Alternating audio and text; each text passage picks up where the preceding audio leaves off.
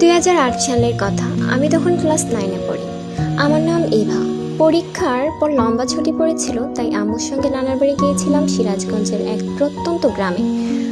জায়গাটার নাম বলবো না, তবে এমন একটা গ্রাম যেখানে সন্ধ্যার পর রাস্তায় মানুষ চলে না।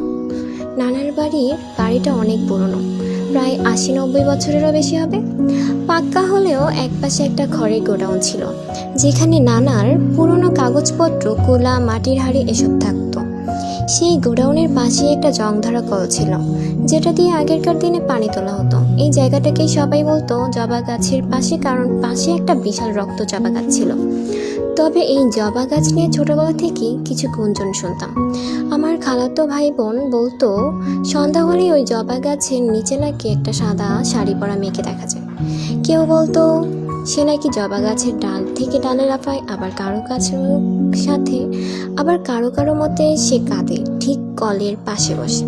আমি সবসময় এসব গাল গল্প বলে উড়িয়ে দিতাম, কিন্তু একদিন এমন কিছু দেখলাম যেটা আজও ভুলতে পারি না। ঘটনাটা ঘটে পূর্ণিমার রাতে। বিদ্যুৎ ছিল না, পুরো গ্রাম অন্ধকারে ডুবেছিল। আমি আর আমার খালাতো বোন মো রান্নাঘরে গিয়ে হাঁড়ির ভাত চেক করছিলাম। হঠাৎ দূর থেকে একটা শব্দ শুনতে পেলাম, একটা ধাতব কিছু ঘষার শব্দ, যেন কেউ কলটা ঘুরাচ্ছে। মো বলে উঠল, তুই শুনলি? আমি মাথা নাড়লাম, চলো দেখি কে এলো। কল ঘোরাতে বলে আমরা দুজনেই টর্চ নিয়ে বের হলাম। বাইরে গা ঝমঝমে ঠান্ডা, চারপাশ নিস্তব্ধ। আমাদের হাঁটার শব্দ ছাড়া আর কিছুই নেই। কলের কাছে যেতে যেতে দেখলাম মাটি ভেজা যেন সদ্য পানি পড়েছে, কিন্তু আশেপাশে কেউ নেই।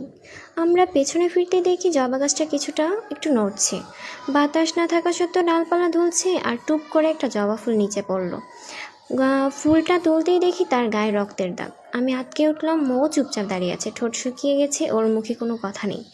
আমরা দৌড়ে ঘরে ফিরে এলাম, কিন্তু ওখানেই শেষ না। আরেক রাতের ঘটনা, তখন আনুমানিক 2টা। আমি ঘুমাতে পারছিলাম না। ঘুমের মধ্যে হঠাৎ মনে হলো দরজার বাহিরে কেউ দাঁড়িয়ে আছে। কাঁচা মেঝেতে আলতো করে পায়ের শব্দ, যেন কেউ হেঁটে যাচ্ছে বারান্দা ঘেঁষে।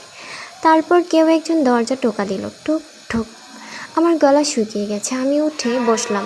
দরজা খোলার মতো সাহস নেই।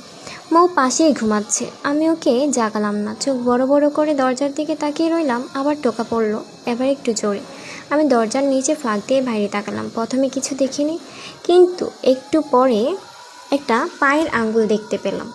না সাধারণ পা না, সাদা মাটি মাখা নখ, লম্বা আর সাদা শাড়ির আড়ালে ঢাকা পা। হঠাৎ করেই সেটা অদৃশ্য হয়ে গেল। আমি কাউকে কিছু বললাম না। ভাবলাম হয়তো ঘুমের ঘরে ভুল দেখেছি, কিন্তু ঘটনা আসলেই ভয়ঙ্কর হতে লাগলো।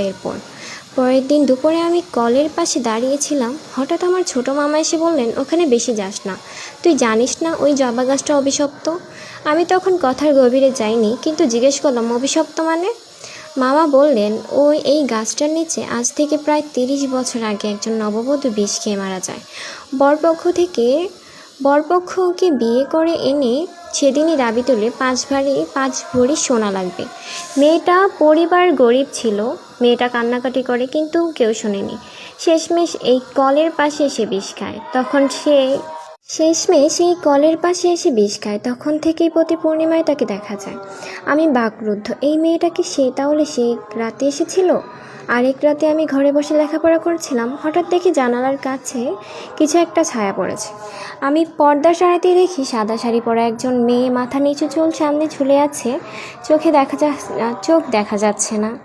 সে দাঁড়িয়ে আছে জবা গাছের পাশে। তার গলা থেকে রক্ত ঝরছে, কিন্তু সে দাঁড়িয়ে আছে, শুধু তাকিয়ে আছে আমার দিকে।